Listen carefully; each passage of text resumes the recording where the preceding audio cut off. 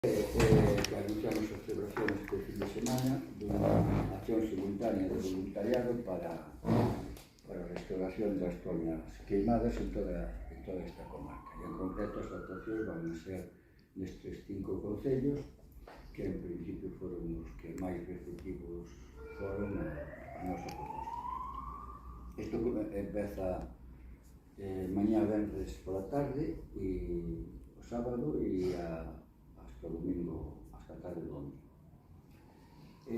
Van a ser máis de 70 voluntarios voluntarias que veñen de moitos sitios de Galiza e comentar que tiñamos unha base de voluntarios de máis de 700 xa dende fai un mes e entonces, bueno, en todo caso aquí o que se vai actuar é en cinco campos de voluntariado. A proposta é, aparte de que ten un labor tamén de sensibilización, é axudar a estes concellos de Valdeorras que son especialmente demostrados máis sensibles por as actuacións de reacción en positivo a esta vaga incendiaria, que ademais eu que casi visitei todos os concellos desta comarca que é sorprendente, é increíble. Entón, o que queremos é facer, por un lado, labores de restauración hidrolóxica e ambiental, pois, evidentemente, en todas as queimadas que está casi todo queimado. A auga, neste sentido, pensamos que é unha das cuestións prioritarias que afecta a ese abastecemento das distintas poboacións da comarca e un pouco para prever posibles efectos dos arrastres que se podan dar de cinza no suposto que haxa fortes choivas. De momento, hasta ahora, o das choivas non foi un problema, pero antes ou despois vai haber.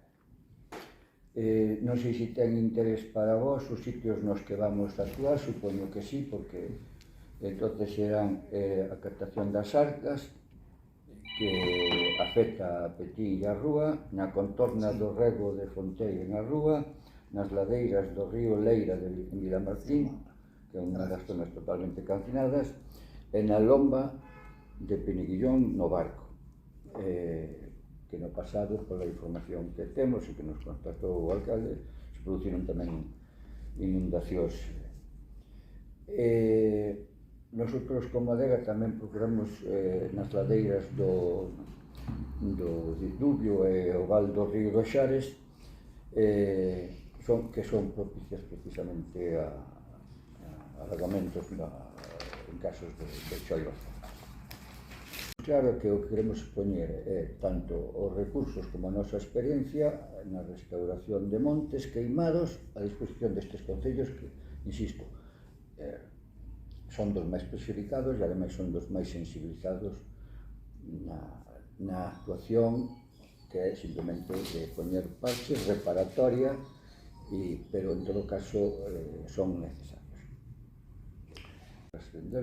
Son outros lugares, por exemplo, hai limítrofe tamén con isto tamén a zona sur da provincia de Lugo.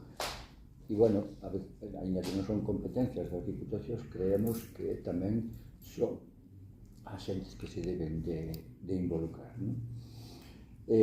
O que si queremos é que se asuman as competencias e as responsabilidades e que se lles pedimos que colaboren de forma coordinada na resolución desta situación que é altamente gravosa. En calquer país mínimamente sensible e civilizado, isto sería algo increíble. Pero, claro, aquí tamén se xoga co nivel de despoboamento, co nivel de envexecemento da poboación, e iso non xoga a favor da reactivación social.